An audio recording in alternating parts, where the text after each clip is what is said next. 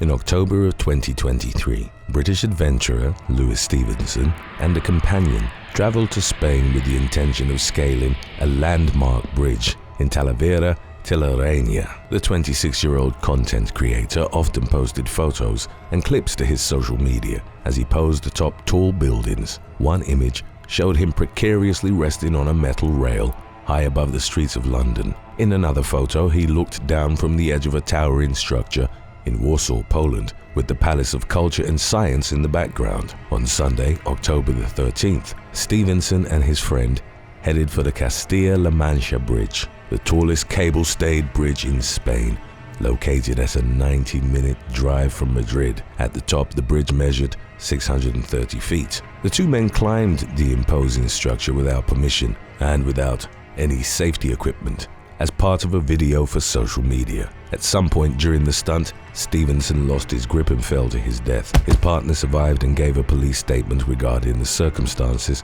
surrounding the incident. Stevenson's girlfriend, Savannah Parker, spoke to the media in the wake of his passing. The woman had been with him for roughly a decade, and she reported that he jetted off to do death-defying stunts for at least 5 of those years. Parker said that she constantly worried, but noted that her boyfriend always came back, before adding, "This weekend, he didn't." Parker reported that Stevenson's companion sent her his police statement. As they were climbing, Stevenson told the other man that he wasn't feeling well, and when asked if they should go back, he reportedly replied, "Give me a minute." Moments later, he dropped from the bridge. Parker believed that he experienced a medical emergency that caused him to pass out, resulting in the fatal fall. Stevenson's grandfather told a media outlet, "We all tried to talk him out of it. We were always trying to talk him out of doing things, but that was the way he was." In the lead up to his death, Stevenson left a chilling final social media post that showed him perched on the edge of a New York skyscraper.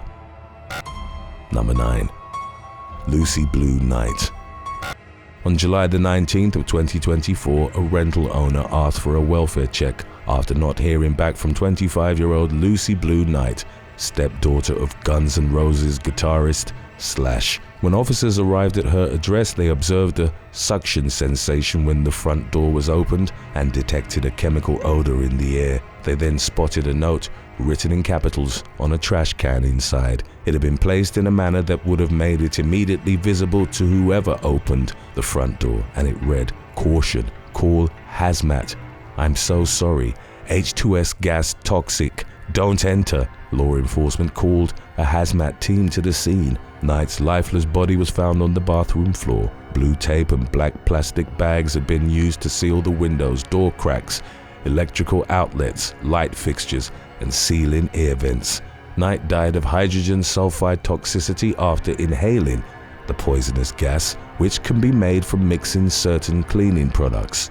Evidence indicated that the young woman was experiencing intense mental turmoil before her death. She had a history of undiagnosed mental illness, and her family reported that she was paranoid and would have hallucinations. Knight had twice been on psychiatric holds that extended beyond the typical 72 hours. One of them occurred after her mother, Megan Hodges, had found nooses fashioned out of various materials in her closet. Knight had been seeking psychiatric treatment in the lead up to her death, but wasn't diagnosed.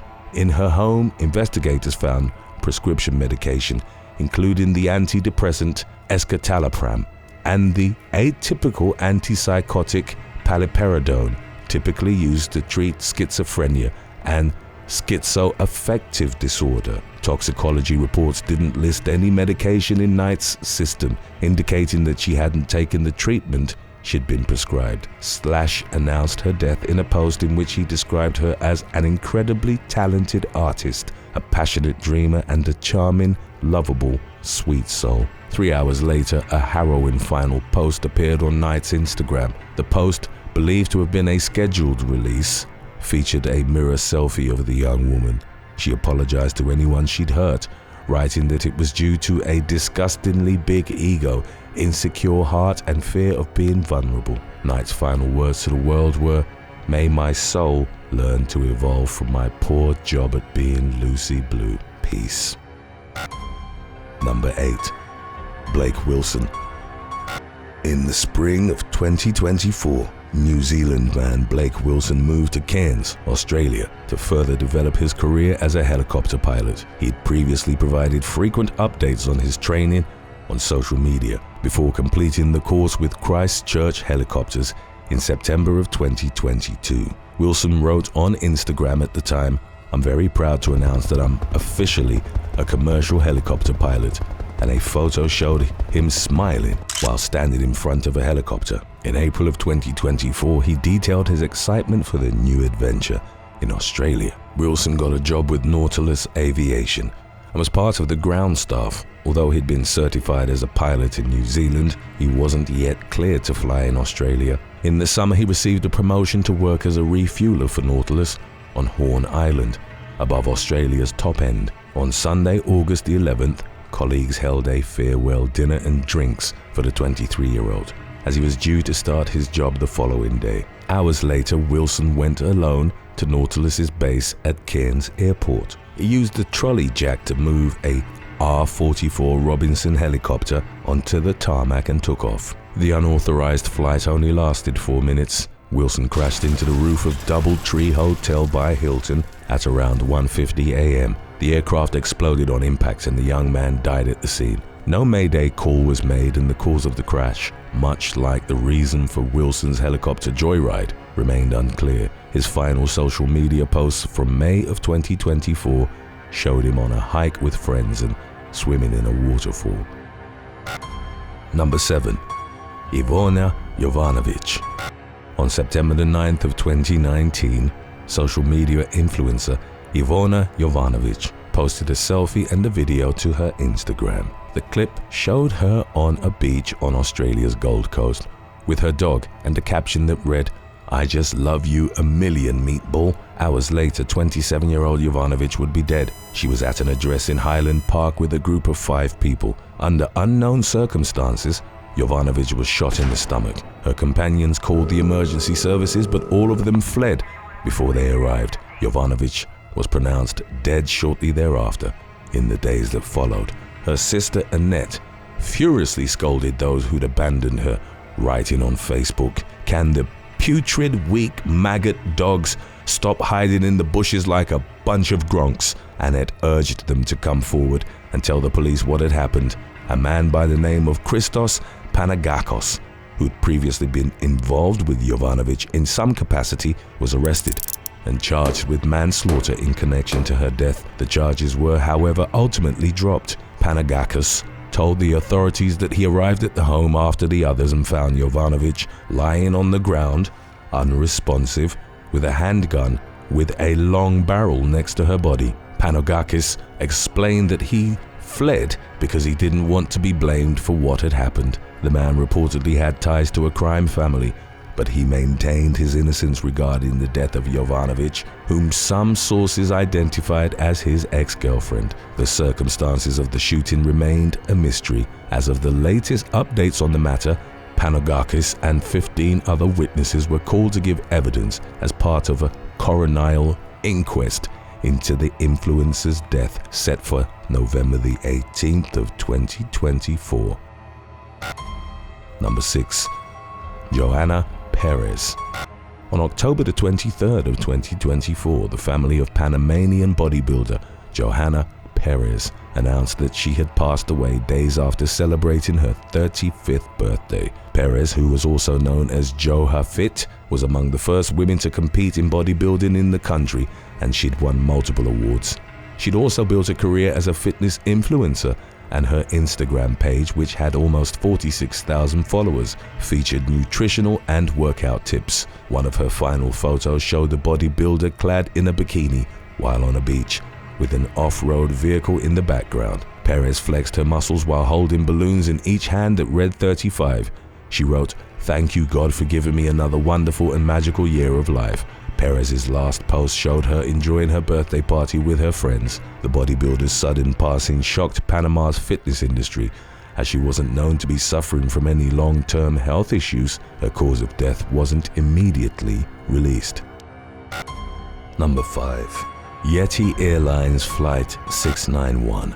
On January the 15th of 2023, Yeti Airlines Flight 691 from Kathmandu to Pokhara was making the final approach at its destination, Pokhara International Airport. A video captured from the ground showed the ATR-72 aircraft banking steeply to the left before it went out of view and a loud crash was heard. The plane plummeted into a gorge and burst into flames. All of the 72 people on board, 68 passengers and 4 crew members, perished in the crash. The incident became one of the deadliest accidents in Nepalese domestic aviation history. A government report later found that it had been caused by the pilots mistakenly cutting power, leading to an aerodynamic stall. Minutes before the crash, 33-year-old travel blogger Elena Bandura uploaded a selfie from her seat on the plane and wrote, "Go to Nepal." The Russian social media manager was among the 15 foreigners who died in the crash. Indian passenger Sonu Jaswal was streaming live on Facebook as the plane made its approach. His footage suggested the passengers were unaware of the situation until seconds before impact. The stream captured screams, followed by crashing sounds as the plane broke apart. Flames then engulfed the phone, which was still recording after the plane went down. Number 4. Remy Lucidi.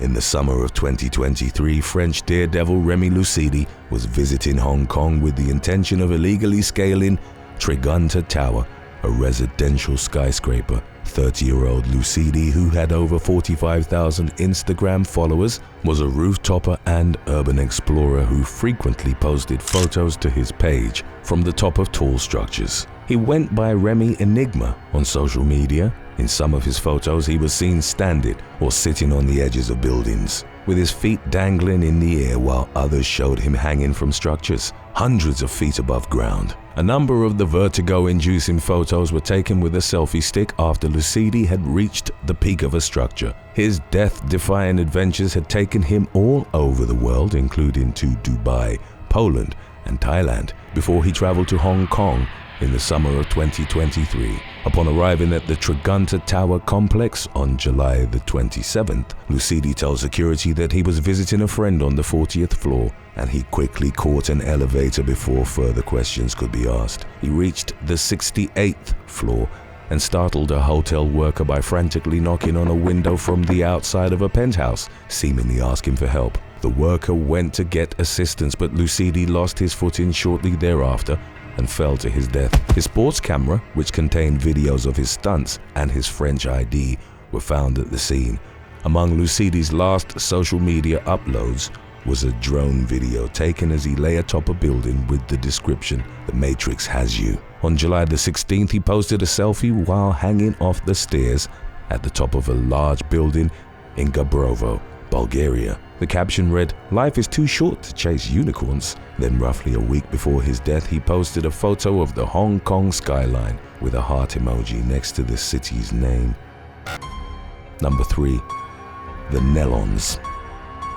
On July the 26th of 2024, singer Jason Nelon Clark captured a video outside of a private jet after it had touched down in Nebraska. Jason and his family formed the Nelons, an Atlanta-based Grammy-nominated gospel group. Also seen in the video were Jason's wife Kelly and their daughter Amber Nelon Kistler, both of whom were in the band. The aircraft's pilot, Larry Haney, was introduced by Jason and described as a wonderful pilot. The group was smiling and cracking jokes in the clip, which was uploaded to the Nelons' social media page. Joining the singers on the plane were the pilot's wife, Melissa, Amber's husband, Nathan, and the group's assistant, Melody Hodges. The Nelons were supposed to perform on a week-long cruise to Alaska that left from Seattle. After they took off in Haney's Pilatus PC-1247E jet, he called in an emergency and told a Salt Lake City Air Route Traffic Control Center operator that he'd lost autopilot. He subsequently made contact again to say that he was trying to regain control while flying over Wyoming. Within minutes, the plane went down. A witness would later report that the aircraft did a barrel roll as its engine roared loudly. The witness then heard it crash into terrain and saw smoke rising in the air. Fragments of the aircraft were scattered across a 300-foot radius, and the impact's fireball triggered a wildfire. Everyone on board perished. The band was survived by Jason and Kelly's other daughter, Autumn Nelons Streetman, who was meant to perform alongside them on the cruise. The woman, who was pregnant at the time, flew to Seattle commercially and landed safely. She and her husband learned of the plane crash when they arrived at their hotel. Alaskan cruise. We are on our way. We just landed in Nebraska City. Nebraska City, yeah. I think And so our first stop, and then we're stopping, where are we going?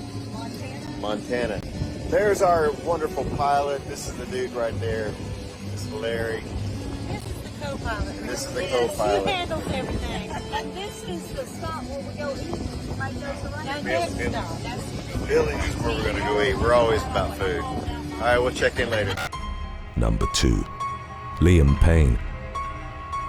In the fall of 2024, singer Liam Payne, 1/5 of boy band phenomenon One Direction, was in Buenos Aires with his girlfriend, social media influencer Kate Cassidy. He'd gone to this city to renew his US visa at the embassy and to attend the concert of former bandmate Niall Horan. Cassidy returned to her Florida home on October the 14th, while Payne remained in the Argentinian capital and checked into the Casa Sur hotel. 2 days later, police received a call from the hotel manager about an aggressive man who could be under the effects of drugs and alcohol. During the call, the manager added, "When he is conscious, he is destroying the entire room, and we need you to send someone," noting that there was added danger because his third-floor room had a balcony. The person in question was identified as Payne. Shortly after the arrival of first responders, the 31-year-old singer fell from his balcony, which was at a height of 43 to 46 feet. He sustained critical injuries, including a cranial fracture and internal bleeding, which left no possibility of resuscitation. A forensic expert stated that Payne hadn't adopted a reflexive posture to protect himself during the fall, indicating that he was in a state of partial or total unconsciousness. Alcohol, cocaine, and prescription antidepressants were found in his system. Payne's final Snapchat posts showed him with Cassidy in Buenos Aires, enjoying a late breakfast and spending quality time together. He shared a throwback mirror selfie that had been previously shared by his girlfriend to mark his 30th birthday the previous year. Payne also posted about his recent activities in Argentina, plans to play polo, pondering Forrest Gump as a Halloween costume, and also made jokes about his hair. There was little indication from the singer's social media uploads of the tragedy that was to come. On November the 7th of 2024, the authorities arrested 3 people in connection to the incident, charging them with abandonment of a person followed by death, as well as supplying and facilitating the use of narcotics. The arrestees included one of Payne's companions, a drug dealer, and a hotel employee who'd supplied him with the cocaine. Stick around after number 1 if you have not yet seen our episode about cyber criminals. It's an interesting one, and it's coming up right after this. Number 1. Matthew Perry. For years leading up to the fall of 2023, actor Matthew Perry had been open about his struggle with substance abuse. Perry became famous worldwide for his role as Chandler Bing on the hit sitcom Friends. He wrote in his memoirs that he'd started drinking heavily in his early teens, and as an adult he abused opioids, methadone, and amphetamines, among other drugs. During the later seasons of Friends, he was often drunk or high on set, resulting in his castmates staging an intervention at one point. Production on the show was halted in 2001 while Perry went to rehab. The actor would state in later interviews that due to his substance abuse, he had no memory of 3 years of his work on the sitcom. He nearly died at least 2 times as a result of his struggle with addiction. In 2018, Perry spent 2 weeks in a coma after his colon burst from opioid abuse. While getting treatment in Switzerland in 2020, he was having daily ketamine infusion and pretended to be in pain to get a prescription of 1,800 milligrams of hydrocodone per day. Complications occurred after he was given anesthesia for a surgery and his heart stopped for 5 minutes. Doctors fought to save his life, and intense CPR resulted in Perry suffering multiple broken ribs. After he was brought back from the brink of death, Perry took a private jet to Los Angeles in an effort to obtain more drugs. In 2022, the actor revealed the heavy toll that his addiction had taken on him. He estimated that it cost him $9 million as he'd been to rehab 15 times, had over a dozen stomach surgeries, and went to therapy 2 times a week for 3 decades. On October the 23rd of 2023, Perry posted a photo to his Instagram that showed him in the hot tub of his California home. The actor had headphones on and looked over the horizon.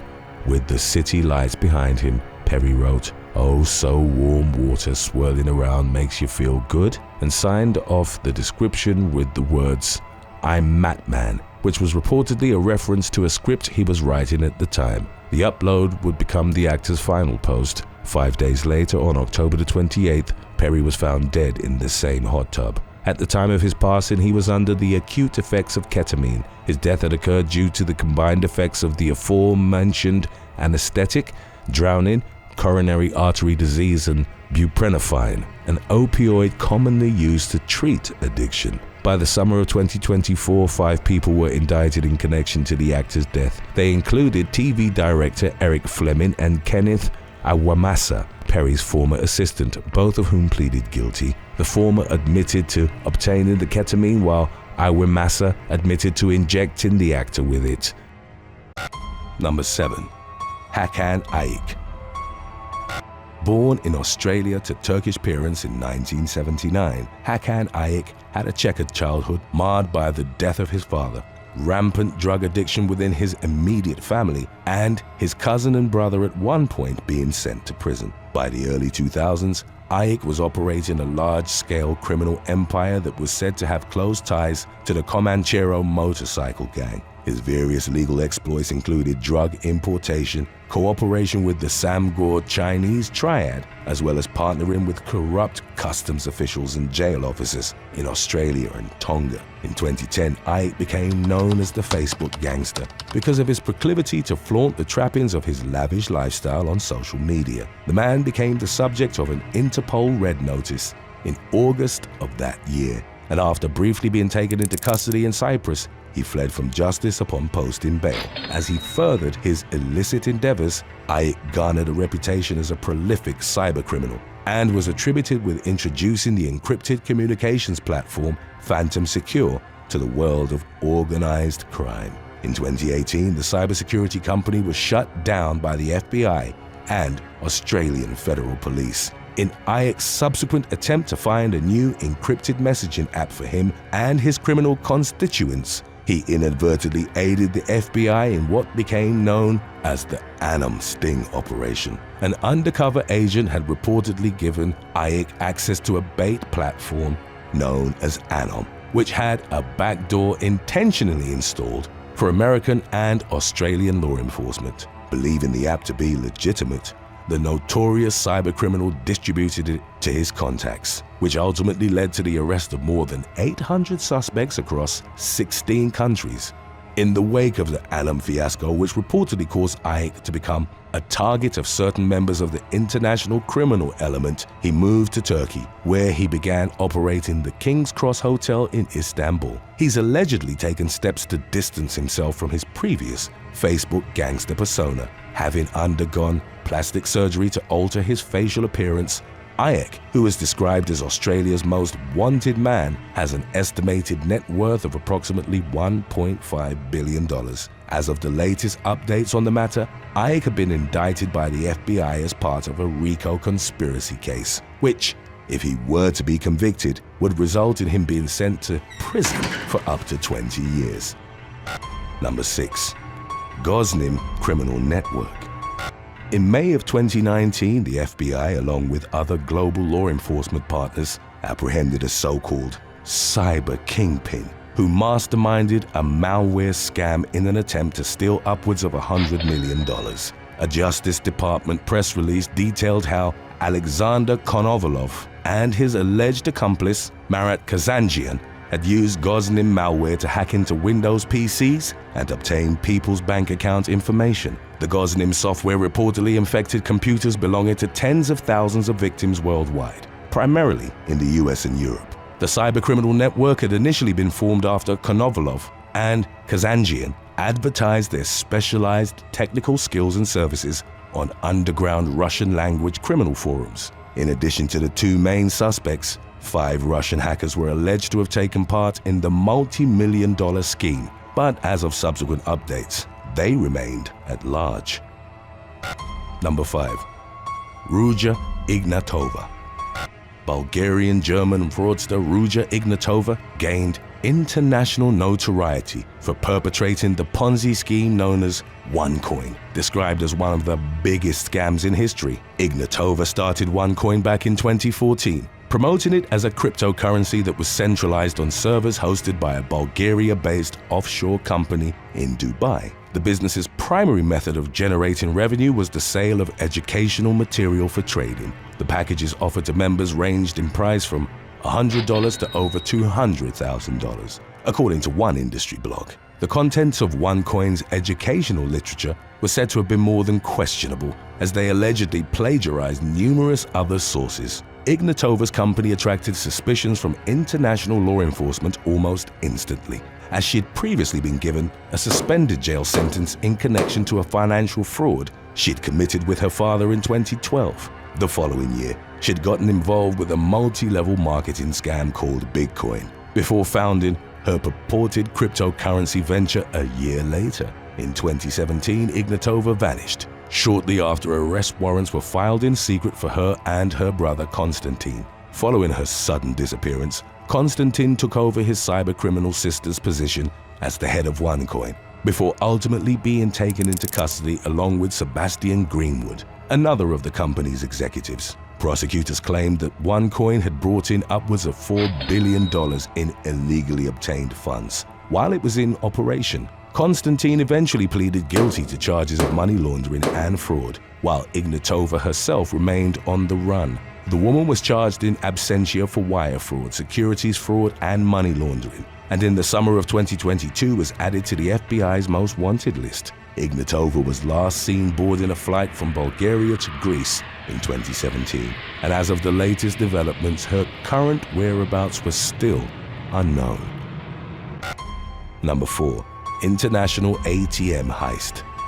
In early 2016, Europol began investigating a European-based cybercriminal gang suspected of stealing millions of dollars from ATMs through the use of malware. The following year, law enforcement entities from Europe and Asia arrested 5 alleged members of the group, which had swindled approximately $3 million from 22 individuals across 6 different countries. It was detailed how the cybercriminals had used phishing emails containing malicious attachments to target bank employees and penetrate the internal networks of the financial institutions they victimized. The gang then hacked into the ATM networks, siphoned the money from unsuspecting patrons' accounts, and used malware to delete all traces of their activities. 3 of the gangsters, Andres Peregudovs, Nikolai Penkov, and Mikhail Kolibaba, were taken into the custody of the Taiwanese Criminal Investigation Bureau and faced sentences of 5 years in prison for the predatory scheme.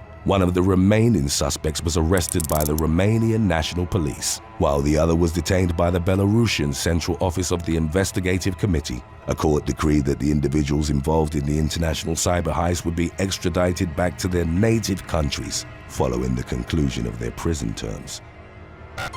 Number 3. Andy Castillo.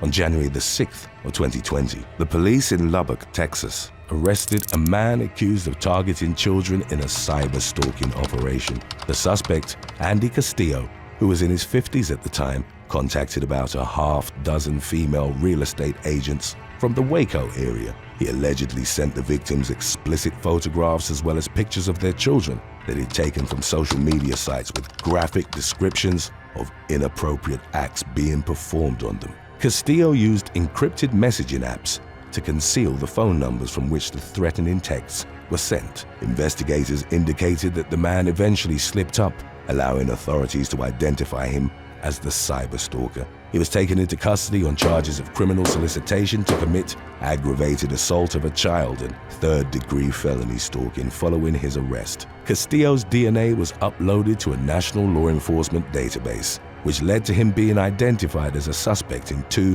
previously unsolved murder cases. In 2003, the partially unclothed body of Cynthia Palacio had been found along Aurora Road in Lubbock. The following year, a second woman, Linda Carbajal, was found dead on a dirt road in northern Lubbock County. The authorities matched evidence recovered from the original crime scenes to Castillo's DNA, and he was consequently indicted for capital murder. While awaiting trial, Castillo was found dead in his jail cell after reportedly succumbing to complications stemming from COVID-19.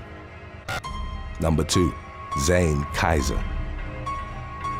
A prolific cybercriminal infected hundreds of millions of computers with ransomware between September of 2012 and December of 2018, when he was remanded into custody after a National Crime Agency investigation. 24-year-old Zain Qaiser was an alleged member of a Russian-speaking organized crime group that unleashed a campaign of malware and blackmail on victims from more than 20 different countries around the world. For his role in the scheme, Qaiser was said to have collected at least $800,000, although the exact figure is thought to be much higher. He used the illegally obtained funds to bankroll an extravagant lifestyle, replete with luxury hotel stays, high-end escorts, drugs, and big money gambling excursions. Qaiser reportedly targeted prospective victims by purchasing mass quantities of advertising traffic on adult film websites. He used fake identities and fraudulent companies to make it appear as though he worked for a legitimate online advertising agency. When users clicked on the ads created by the cybercrime group, they'd be redirected to a website hosting a highly sophisticated malware strain that would infect any vulnerable devices.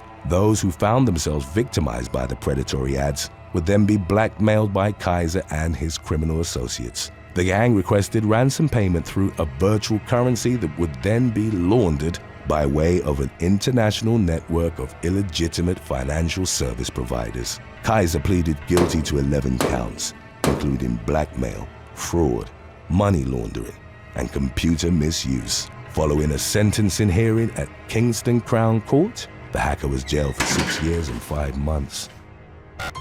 Number 1. Jeremy Hammond. In 2003, Chicago teen Jeremy Hammond founded the computer security training website Hack This Site, which described itself as a non-profit organization aimed at protecting a good security culture and learning atmosphere. 2 years later, Hammond was involved in a joint effort to hack the pro-war political activist group Protest Warrior. As part of the cyber attack, the hacker accessed thousands of credit card numbers. Although no unauthorized charges were made with the illegally obtained information, Hammond was sent to prison for 2 years for the crime. The young man's second run-in with law enforcement came in 2013, when he was arrested on computer fraud charges for hacking the private geopolitical intelligence company Stratfor and releasing confidential data to WikiLeaks. Hammond's cyber attacks reportedly victimized not only the firm itself, but also other law enforcement agencies and thousands of innocent individuals. Despite his reputation as one of the world's premier hackers, Hammond later told the Associated Press that the FBI was able to track him down because he used a really weak password. The password in question was Chewy123, in reference to his cat named Chewy. Hammond consequently faced a 10-year prison term, of which he served 7 years, before his release in November of 2020. Thanks for watching. Would you rather stay off social media forever or fully give up watching movies and TV series? Let us know in the comments section below.